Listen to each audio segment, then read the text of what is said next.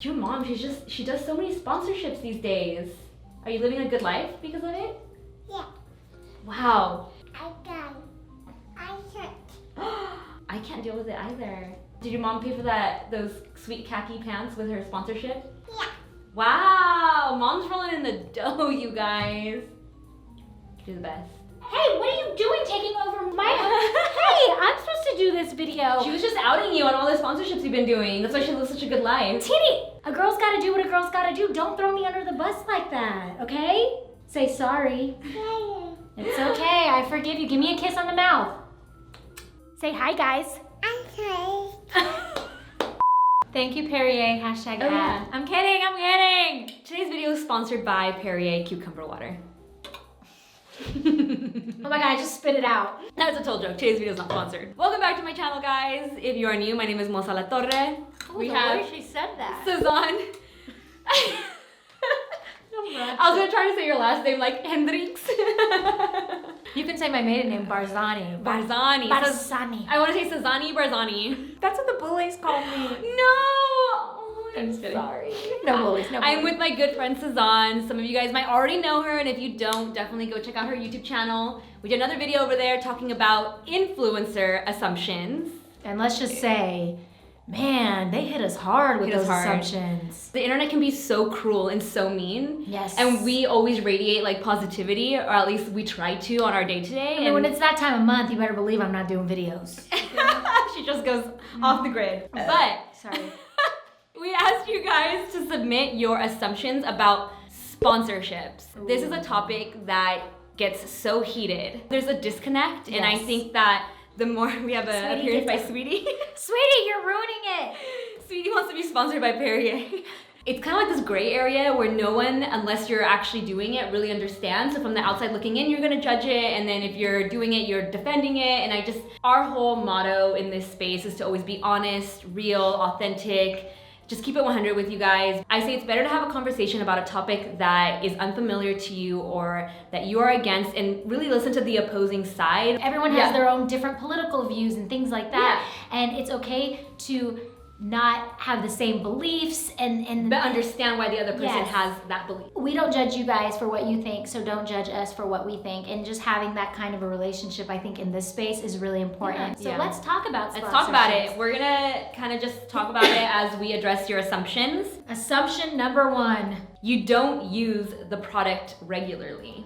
With our jobs, we try a lot of product, and the truth is I don't use a lot of product regularly because I have so much stuff. I have a drawer of 20 moisturizers that I have Melissa approved, and it's in rotation, but that moisturizer might only get used like once a month because I have 20. So if I'm telling you guys, oh my gosh, this moisturizer, I use it every day, all day. I sleep in it. I wash my armpits with it. I mean, are you kidding me? She's passionate about this topic. When I regularly use a product, but then suddenly it's sponsored, people still get mad. And I'm like, you guys know I use this dry shampoo all the time. I know. Yeah. I've done partnerships before where I have been dying to try a product, and when that opportunity came about for me to try the product, I was like, ooh, I'm gonna really test this out and review it and try it out and share my honest feedback on the product. I don't wanna feel like I'm shoving it down your guys' throats, yeah, because we know it's annoying, so you better believe we're thinking twice when we get these opportunities. This one's funny. Sponsorships are lucrative in the hundred thousands to millions. What does that even mean? I don't get it. Like lucrative in that they make, you make really good money off it, and that they can be upwards of millions.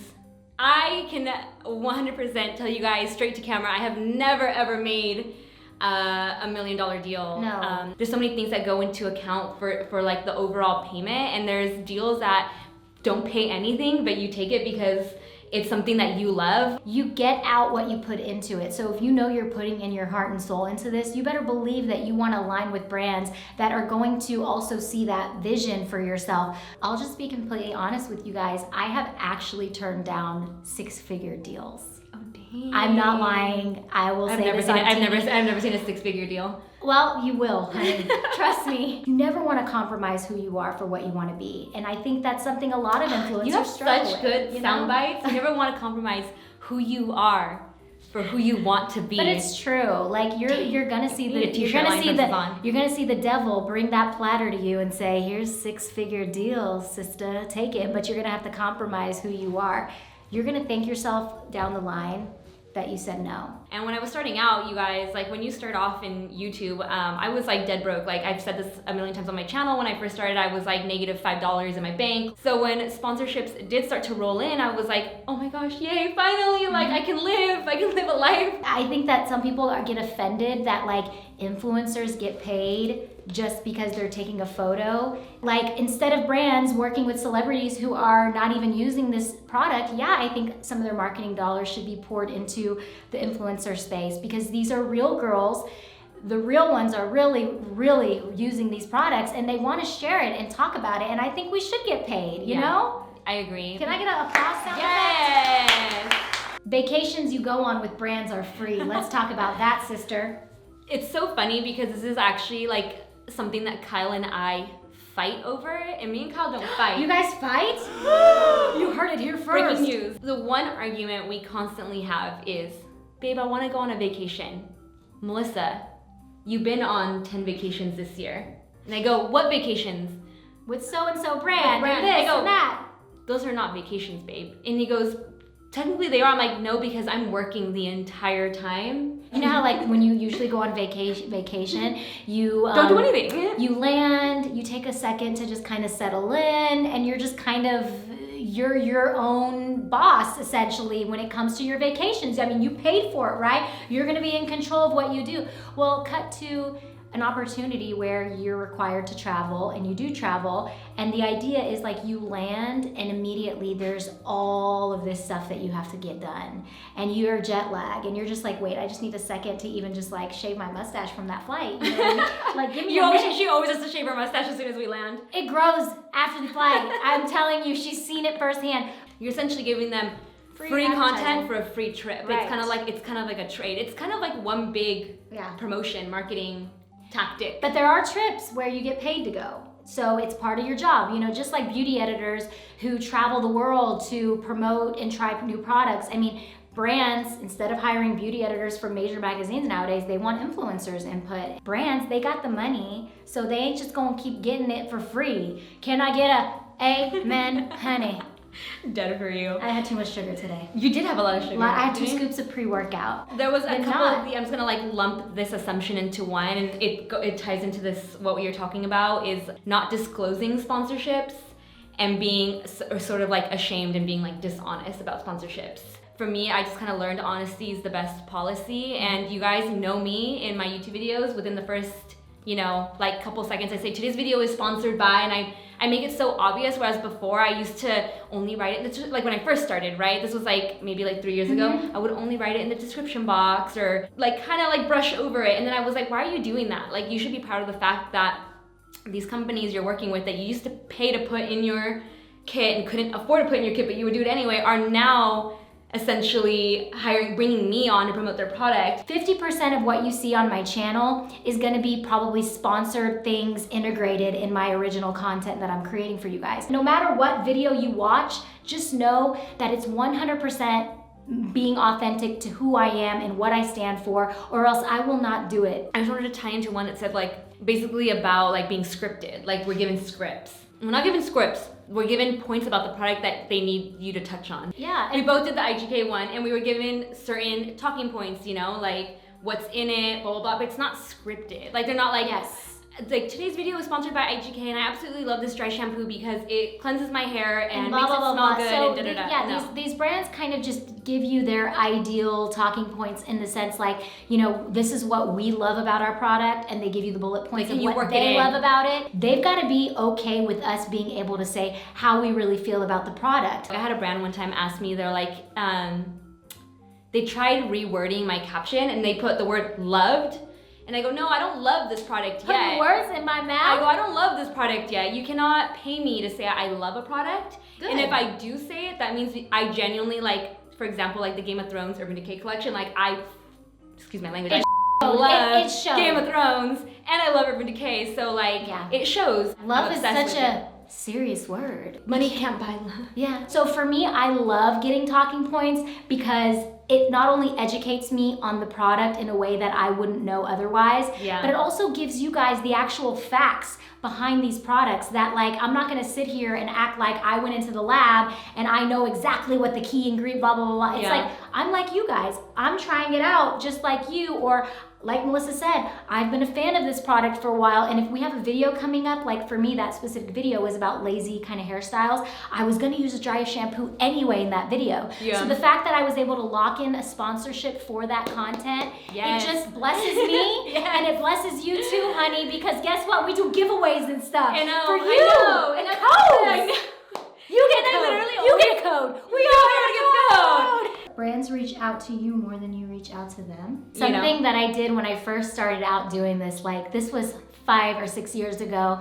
I was with my husband and we were gonna do this together, and I was like, Steve, how are we actually gonna freaking pay our bills doing this? Like, brands aren't emailing me anytime soon. I would go on Etsy. You guys know Etsy? I would go on this website where there's all these mom and pop shops, and I was mostly focused on lifestyle fashion at that time. And I would reach out to them. At the time, I had probably 10,000 less than Instagram followers. I had a blog with like a few eyes, but it was a small little engaged community. And so I created this PDF kit, very ratchet, and I basically said there's 3 Sazan tiers that you can choose from. So there's package deals. You could get the only social media promotion of me, you know, using your product, taking a photo with the cute clutch bag, or you could get the entire package deal, which was like stupid cheap. Instagram, Facebook, Twitter, being mentioned on the blog, getting professional photos, all mentioned, and doing all of this promotion. The whole shebang was, and I'd spend like literally hours. It was $500 to get the whole package deal.